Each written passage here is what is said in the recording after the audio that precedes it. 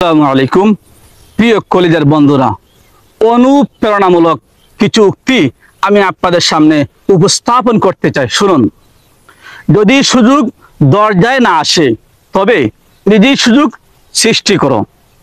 2, আপনার যদি কোনো কিছুর প্রতি দারুণ আগ্রহ থাকে এবং আপনি যদি কঠোর পরিশ্রম করেন তাহলে সাফল্য আসবে।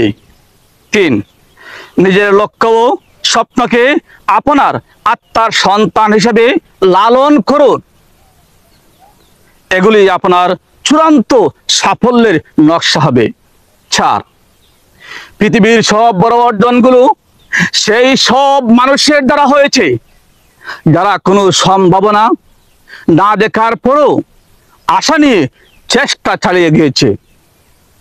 5, সুযোগ হচ্ছে সূর্য উদয়ের মতো, বেশি দেরি করলে হারাতে হয়, তাই বেশি দেরি করা যাবে না।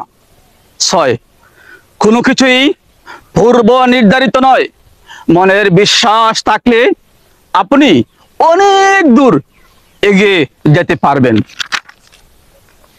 বন্ধুরা আমার, এই জন্য আমি বলি, স্বপ্ন দেখো এবং সে অনুযায়ী কাজ করার চেষ্টা করো, তাহলে আপনি সফল হতে পারবেন।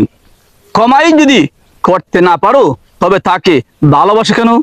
বন্ধু, কমাই যদি করতে না পারো তাহলে তাকে ভালোবাসো কেন?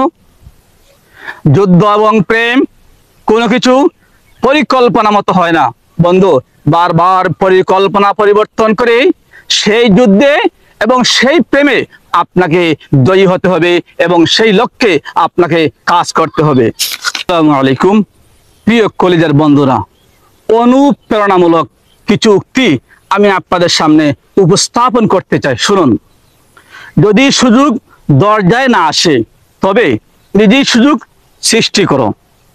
2, আপনার যদি কোনো কিছুর প্রতি দারুণ আগ্রহ থাকে এবং আপনি যদি কঠোর পরিশ্রম করেন তাহলে সাফল্য আসবে।